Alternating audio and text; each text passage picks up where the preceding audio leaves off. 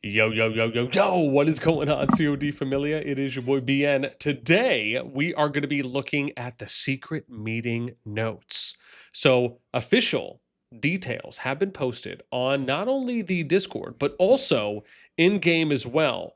You may have noticed this system mail titled Temporary Suspension of Migration feature, and now what has been essentially ported over to the Discord via the announcements channel on the official COD Discord.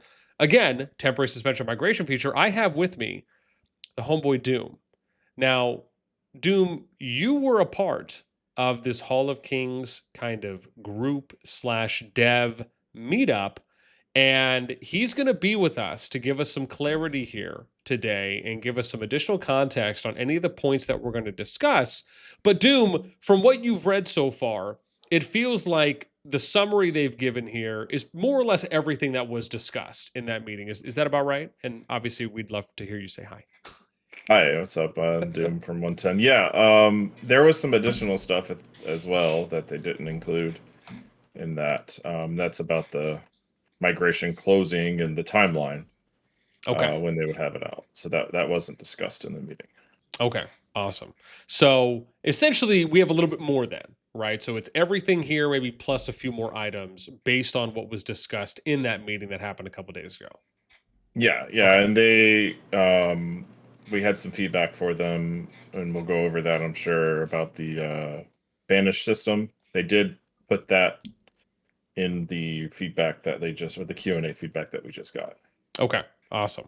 So yeah, fam. Basically, there was this again, quote unquote, secret meeting, but it was essentially just between the Hall of Kings group, right? So some kings and queens, or kings and or queens, I should say, and then members of the COD team. Now, I know I had talked a little bit about this with Doom before, and I know he said he was excited about the opportunity to go in there and to kind of have this chance of getting this kind of sit down. And I know I mentioned to him before that it was reminiscent of the opportunity I had received or was allotted when I was playing Infinity Kingdom, and we had this chance to go and meet and sit down with the devs for that game, even though it only ever happened once to my knowledge. It was still nice to at least be able to kind of put a voice to a face, or a Discord account to a internal employee, if you will, and then feel like we're in a situation where we're hearing and the feedback we're giving is taken a little bit more either seriously or maybe just feeling like you're being recognized a bit more in that sense. So let's dive in, and then we're going to go ahead and talk about it. And if there's any opportunities, obviously, for Doom to give us some additional clarity, he will. So number one we have here is clearer migration point rules. First point is realm migration now features realm migration points and personal migration points. The latter is directly tied to battlefield strength, factoring in heroes, artifacts, legions, city construction, research, and other key elements. In the new version, both migration points and realm migration points will be publicly displayed along with details on members contributing to realm migration points. This transparency will help kings manage migration more effectively. Thirdly, the special migration process has also been optimized. Previously, members were accepted based on a limited quota, but now they will be accepted based on a new special migration point system, allowing for greater flexibility.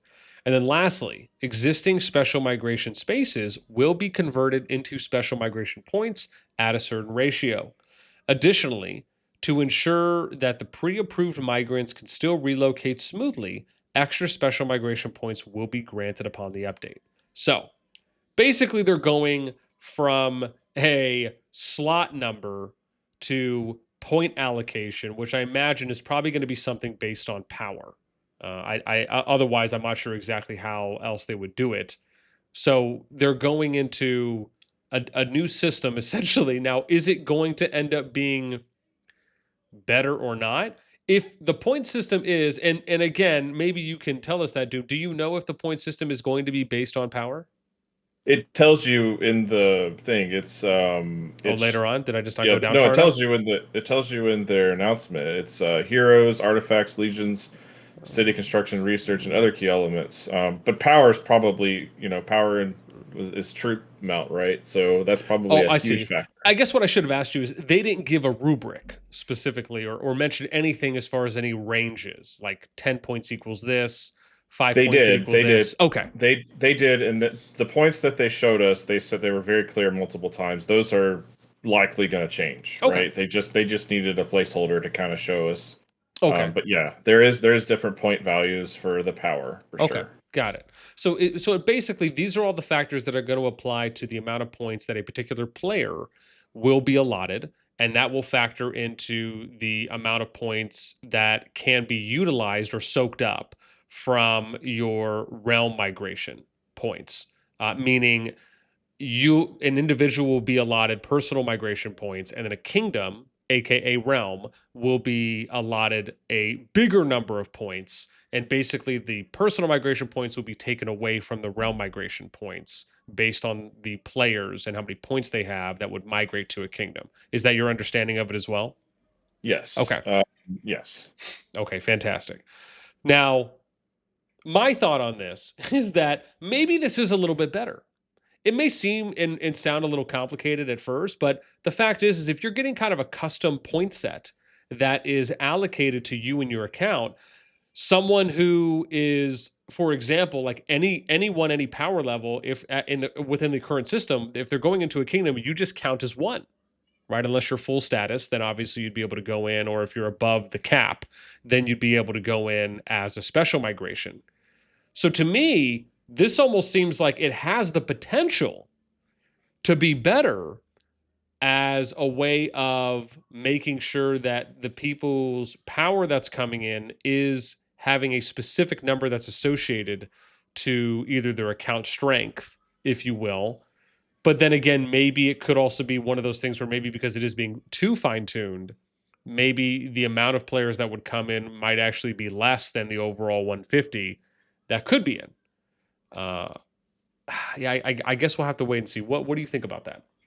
So I think it's a good thing because, I mean, when I'm recruiting for my kingdom, right? Like right now, a 200 mil power player is the same as an 80 mil power player because it's just a slot. This kind of gives you like some options. Like you can get some pretty active 85 mil power players, and there's some really good ones out there that'll cash a little, that'll RSS heal, stuff like that. But you might want that. You might want a couple of those players over, one big guy. And it gives you some flexibility in your recruitment. Or you could get a big guy, and all you've got left is like a certain amount of points to get an 80 mil power player. But you can at least get that player. So Gotcha. there's definitely some flexibility in there. But I don't think like so the last special migration system you could bank up to 10. And I mean, if you did it right, you could spend all 10 on these huge players and just gain a billion to 2 billion power off of just 10 things. I don't think that's going to be possible anymore. Gotcha. Okay. Okay. So maybe some limitations there. Okay. Well, again, man, we'll have to see how it looks. I am curious, and it seems like there is some potential. So the next one is in the new version, both personal migration points and realm migration points will be publicly displayed. That's obviously fantastic, along with the details on members contributing to realm migration points. So that's interesting. I wonder if it's details as though they're going to give you a breakdown of maybe, and I've mentioned this before, where they're kind of giving you like a PvP resume card. Now, I don't know if they mentioned anything about that as far as saying, like, hey, right here's the details on how they performed last season. Here's their performance to date on their account.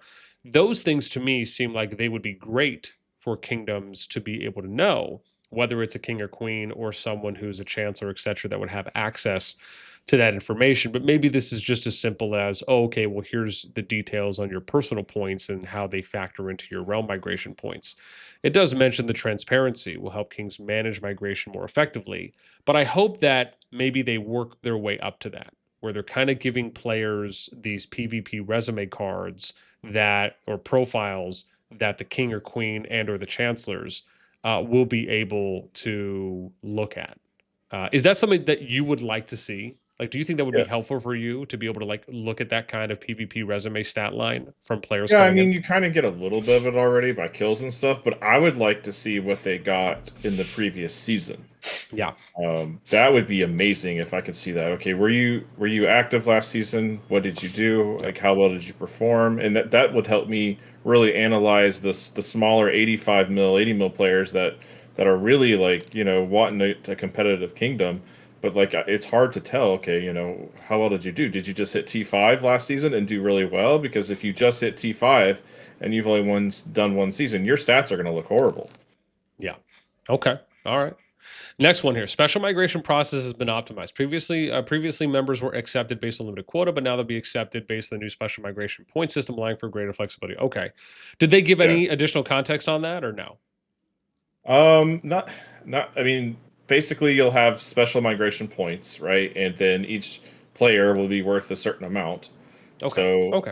and that, if you have normal migration still open, it will use it from normal migration before special migration Yeah. would come into play. Okay. So that's really it. That's it. Okay, awesome. Next one, existing special migration spaces will be converted into points at a certain ratio. Additionally, to ensure that pre-approved migrants can still relocate smoothly, extra special migration points will be granted upon the update. So they're kind of giving at least maybe an early boost, if you will, to some of those kingdoms that can accept, which again means they can maybe take a little bit more of the crop there, and that crop could then be taken off the board, those free agents, if you will, a little earlier, at least for the kingdoms that are in a position to already accept people. So that, again, depending on how you view that as a big or not big thing, it's something that if you're in a position to accept people earlier rather than later kingdoms, right, you can take advantage of kind of soaking up some of those early extra bonus points. Number 2. Yeah, that was not in the meeting actually. So that's nice. So you won't waste your existing special migrations. They'll be converted into something. Yeah. So that was a worry actually for this season. We'll see, there you go. All right, number 2, longer migration windows. To make migration more accessible, we're broadening the criteria for migration. Lords can now migrate into realms that are currently battling, but they will not be able to participate in that realm's ongoing season map to maintain competitive fairness.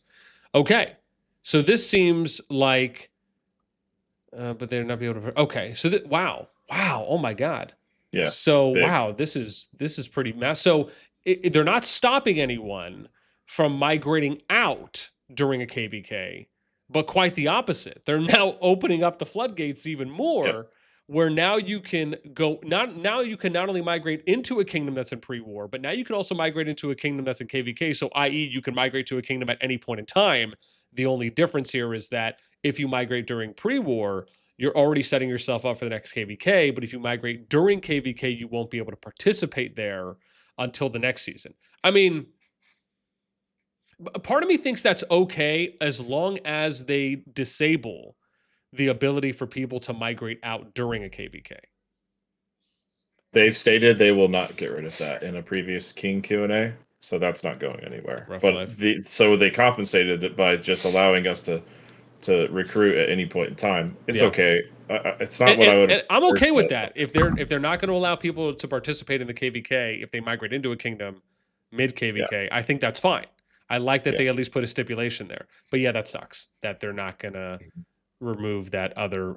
That's rough. I mean, don't get me wrong. It's not like every kingdom's doing it, but it feels like when the kingdoms do it and it happens to them, and you have a group that leaves, especially because it can I shouldn't even say that. I mean, it can effortlessly ruin a season, especially like the example of pay to win and what happened with them in Kong. And, you end up having a bunch of people that left there and it kind of ruined what could have been a better final zone. Not to say that it would have been perfect, but it would have been better than what ended up happening.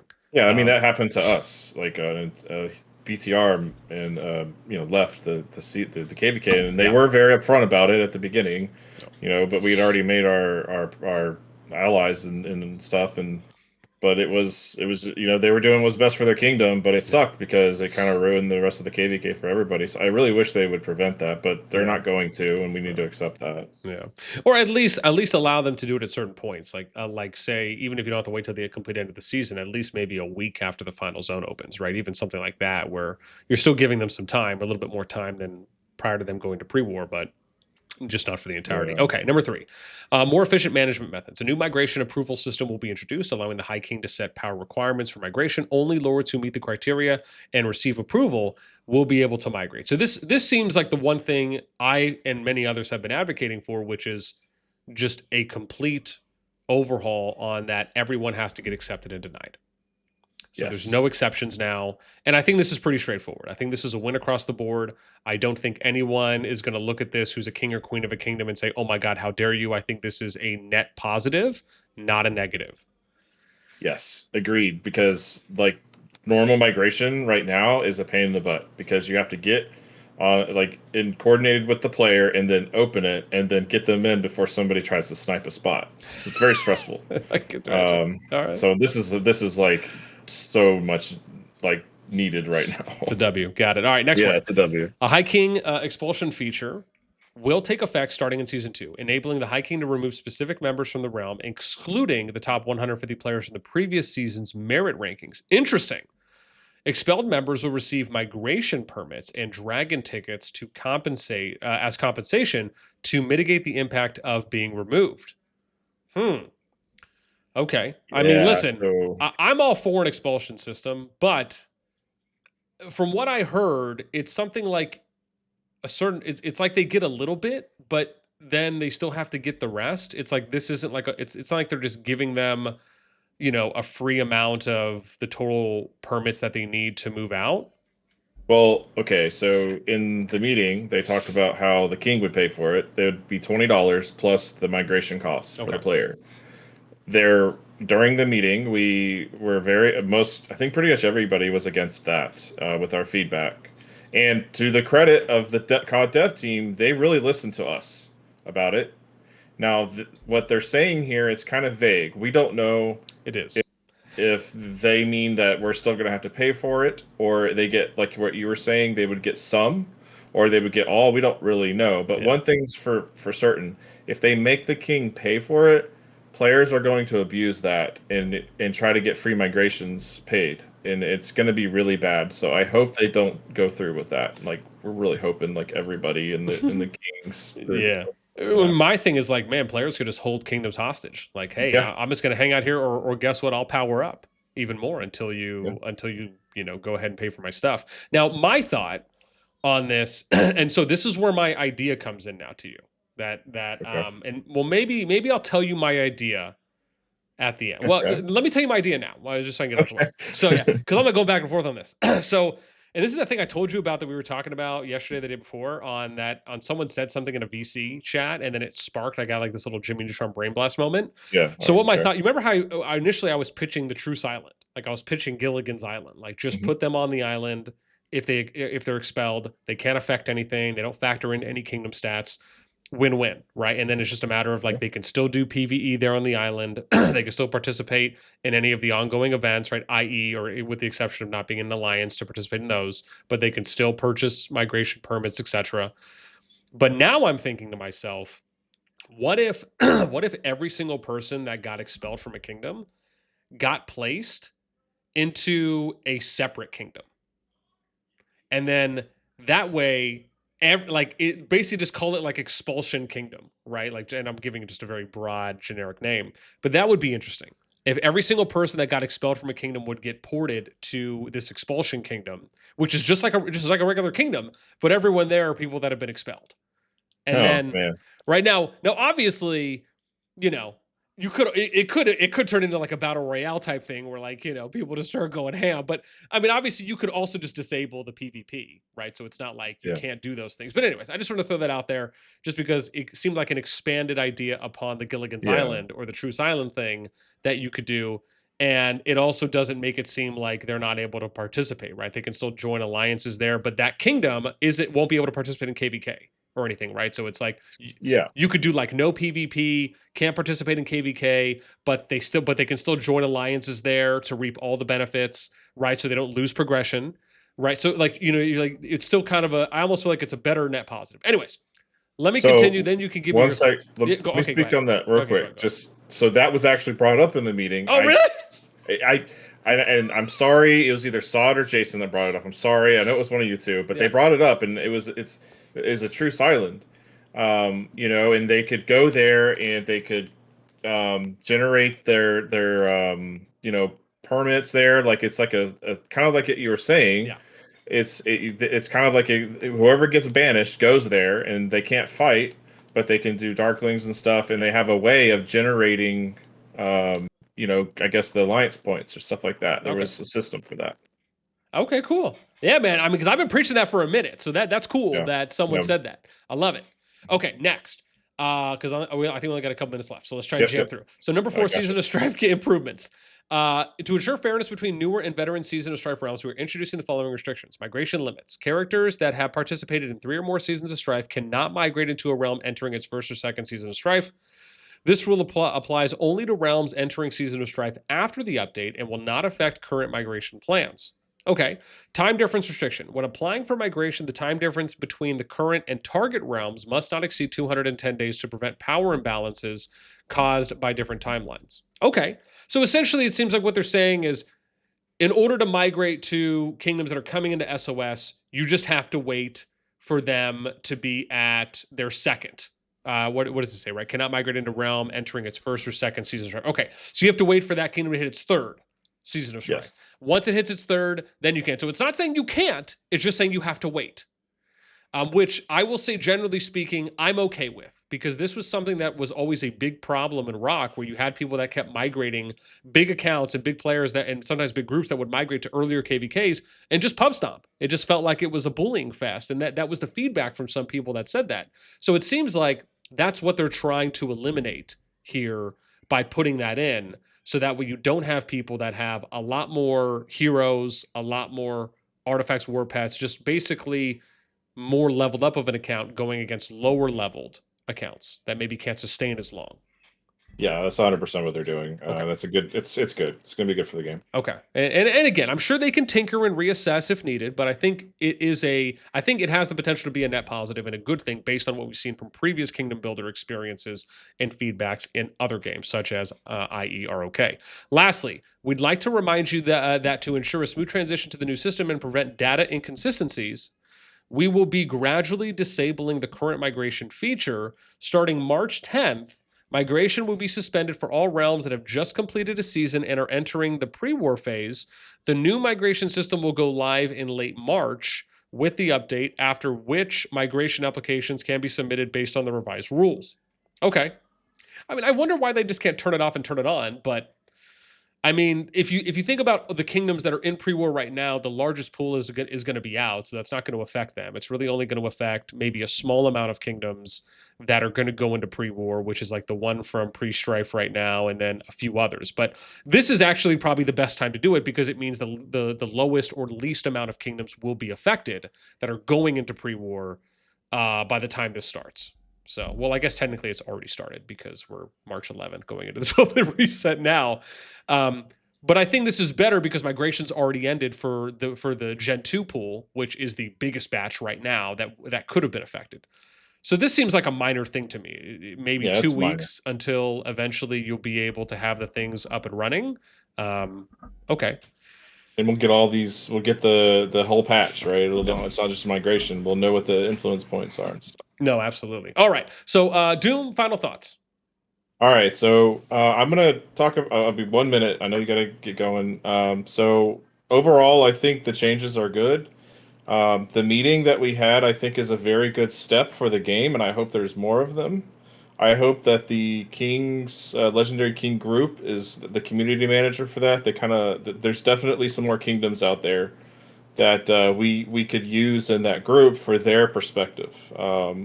So I hope the community manager would look at that, because we definitely need some more in that group.